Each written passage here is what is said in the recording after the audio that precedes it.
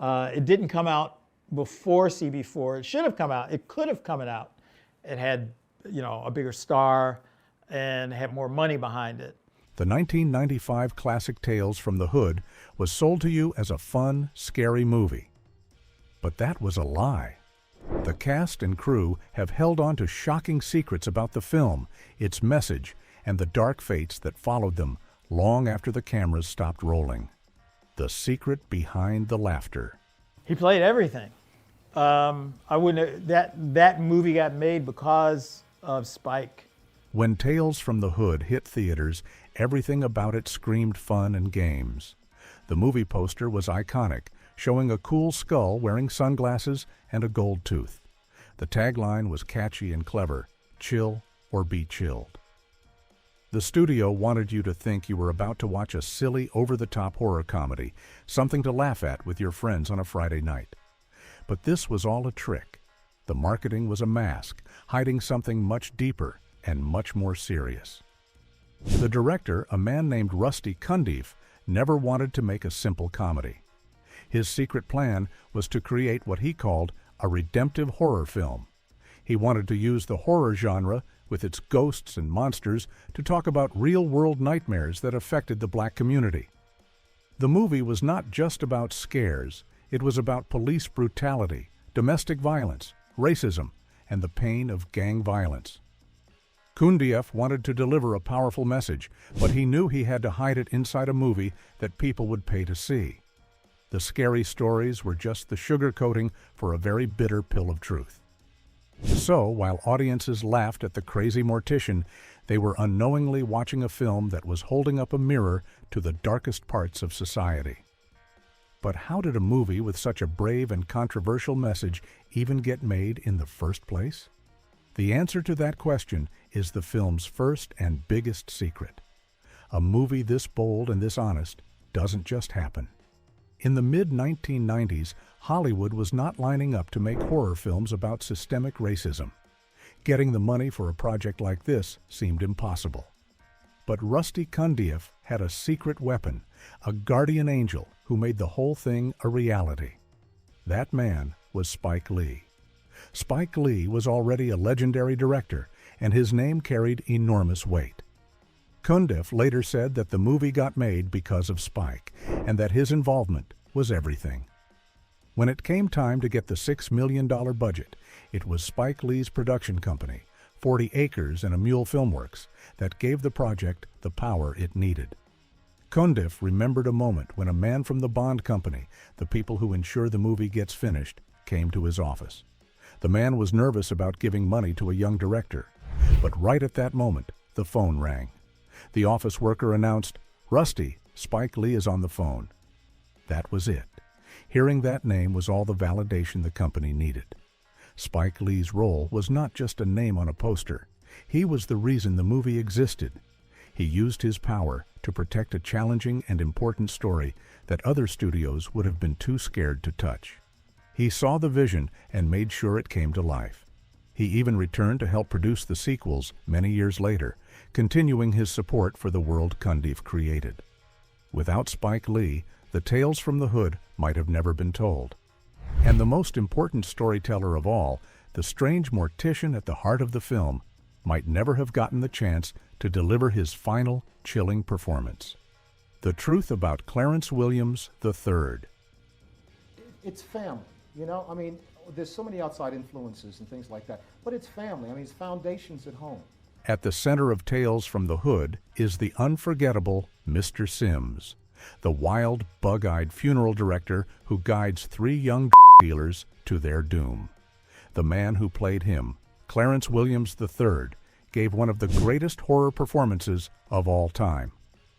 But what most fans never knew was his secret reason for taking the part. For him, this was not just another acting job, it was a mission. Clarence Williams III said that he was drawn to the movie because he wanted to use the horror genre to send a message to young black men about the evils of hurting each other. He saw the pain of gang violence in the community and wanted his performance to be a wake-up call. This deep sense of purpose was something he carried with him his entire career. After he became a huge star in the 1960s and 70s on the hit TV show The Mod Squad, a new type of film became popular called blaxploitation movies. Many actors jumped at the chance to be in them, but Williams turned them down. He felt the characters were one-dimensional and did not want to play stereotypes. Instead of chasing easy money in Hollywood, he returned to the theater, where he was nominated for a Tony Award, the highest honor on Broadway. He only took film roles that he felt were meaningful and legitimate. One of his most famous roles was playing the tormented father of the music superstar Prince in the 1984 movie Purple Rain. So when he decided to play Mr. Sims, he brought that same level of integrity to the role. He knew he had to be big, wild, and crazy. He needed to create a character so strange and unsettling that he could realistically intimidate three tough gangsters. After Mr. Sims closed the doors to his funeral home, Clarence Williams III continued to build one of the most respected careers in Hollywood. He was a true character actor, able to disappear into any role he was given. He showed his funny side as the blind, stealing Samson Simpson in the comedy Half-Baked. He was a powerful crime boss in the movie American Gangster. He played a serious military man in The General's Daughter. His talent was endless. He also appeared in some of the most iconic TV shows ever made. He had a recurring role in the strange and mysterious series Twin Peaks. He was a guest star on the crime drama Law and Order. For over 40 years, he moved between comedy, drama, and science fiction, proving that he could do it all. His work was his passion, and he never stopped. But even legends cannot escape their final chapter. On June 4, 2021, Clarence Williams III passed away after a battle with colon cancer. He was 81 years old. Fans all over the world mourned his death. They remembered him not just as the terrifying Mr. Sims or the cool cop Link Hayes from the Mod Squad, but as a brilliant actor who gave everything to his craft for 5 decades. His life and his career were a perfect reflection of the movie he helped make famous. He believed in using entertainment to say something important, and his performance as Mr. Sims was his masterpiece, a perfect blend of horror and truth. But he was not the only villain in the film with a shocking secret. 2 other actors played unforgettable monsters, and their real-life stories are just as surprising. The villains we thought we knew. After the Civil War, the man who owned this plantation, Nathan Wilkes, he's upset that his slaves were going to walk away free.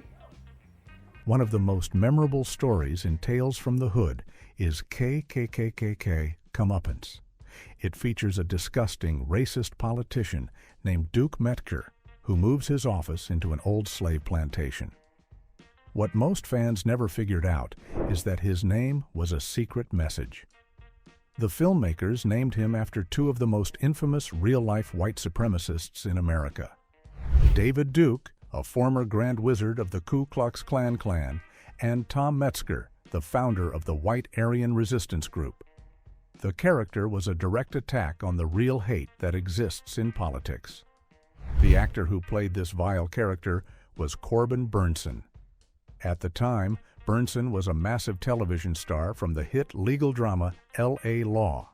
He was known as the handsome pretty boy of the show, a label he said he had to battle his entire career. Playing a character as ugly as Duke Metker was a bold choice. The director wanted Bernsen to play him not just as pure evil, but with a goofy, buffoonish quality. This made him a comical figure you could laugh at before the haunted dolls arrived to give him his terrifying punishment. After Tales from the Hood, Bernsen continued to have a huge career. He starred as the selfish baseball player Roger Dorn in the popular Major League movies, and was a fan favorite as the retired cop Henry Spencer on the detective comedy show Psych. But the biggest secret about Corbin Bernsen is the life he leads today. He grew to dislike what he called the Hollywood machine and decided to take control of his own career. He started writing, directing, and producing his own movies. And in a twist no one saw coming, many of these films were faith-based movies that explored his Christian faith. The man who played one of cinema's most hateful racists now spends his time telling stories about love and compassion. He has been happily married to actress Amanda Pays since 1988, and they have 4 sons together. And for one last surprise, Corbin Bernsen owns one of the largest snow globe collections in the entire world, with over 8,000 of them. His journey reveals that the man behind the monster was nothing like the character he played. But for the next villain, the shock came from seeing a beloved friend turn into a monster right before our eyes. The second story in the film, Boys Do Get Bruised, is a heartbreaking tale about a little boy named Walter who is being abused at home. He tells his teacher that a monster is hurting him. It turns out the monster is all too real. It is his mother's violent boyfriend, Carl. The casting for this role was one of the film's biggest and most brilliant secrets. The man they chose to play this terrifying monster was David Alan Grier. In 1995, David Alan Grier was one of the most beloved comedians in America. He was a breakout star on the hit sketch comedy show In Living Color, where he made millions of people laugh every week. Seeing him play a character as cruel and violent as Carl was deeply shocking and unsettling for audiences. And that was exactly the point. The filmmakers knew that casting a funny, friendly face in such a dark role would make the horror of domestic abuse feel much more personal and real. It showed that monsters do not always look like monsters. Sometimes they look like people we know and trust. The choice to cast Grier was a genius move that made the story unforgettable. David Alan Grier, of course, went on to have a long and successful career in both comedy and drama. He has starred in movies, on Broadway, and is a main voice actor on the popular animated show The Great North. His chilling performance in Tales from the Hood remains a powerful reminder of his incredible range as an actor. The casting of both Corbin Bernsen and David Alan Grier was a secret weapon. One used a famous TV star to make racism look ridiculous before punishing it, while the other used a beloved comedian to show the hidden horror of abuse. These choices were a key part of the film's message. But as the years went on, a much darker cloud began to form over the movie, leading some fans to believe that the film itself was cursed. A legacy of tragedy. Hey, nigga, those guys you killed, what color were they? Huh? In the film's final and most intense story, a ruthless gangster named Jerome Johns, better known as Crazy K, is forced to confront the ghosts of his victims. The actor who played this unforgettable character was Lamont Bentley. While he was terrifying in the movie, most people knew him for a very different role. He was famous for playing Hakeem Campbell, the funny and lovable best friend on the hit sitcom Moesha. He was a talented young actor with a bright future ahead of him. But his story ended in a way that was just as shocking and tragic as any tale from the hood. On the night of January 19, 2005, Lamont Bentley was driving alone in California. He was just 31 years old. According to witnesses, his car was traveling at a high speed when he exited the highway.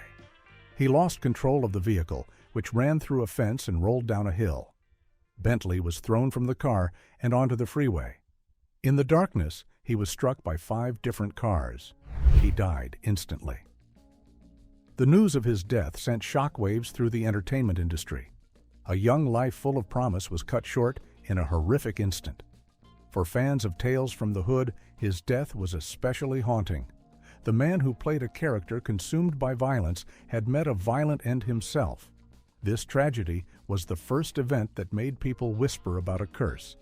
And sadly, it was not the last. Another member of the cast had already met a fate that was just as heartbreaking, and the timing of her death was almost too strange to be believed. The final, haunting role of Dr. Cushing. Consent to behavioral modification, and you'll be out on the street in no time.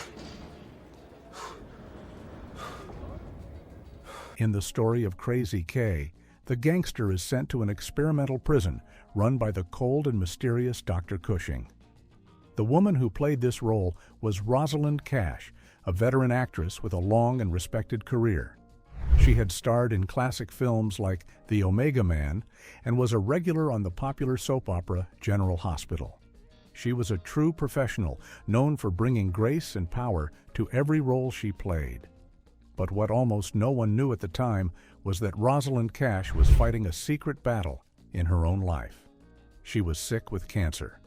When she filmed her scenes for Tales from the Hood, she was nearing the end of her life.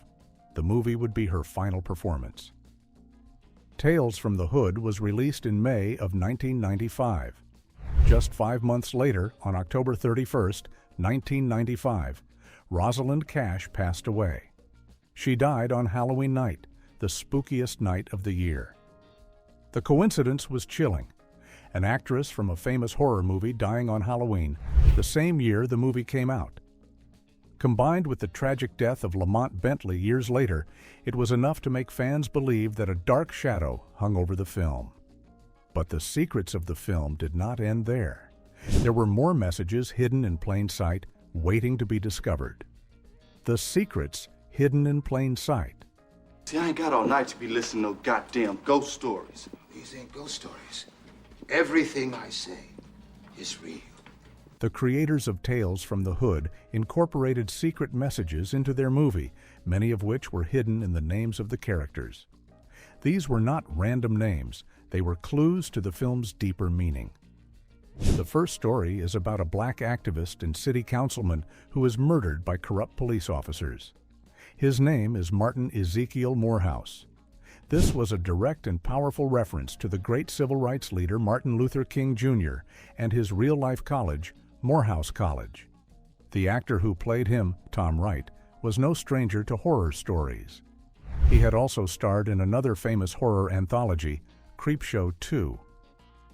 The name of the racist politician, Duke Metzger, was a combination of white supremacists, David Duke, and Tom Metzger.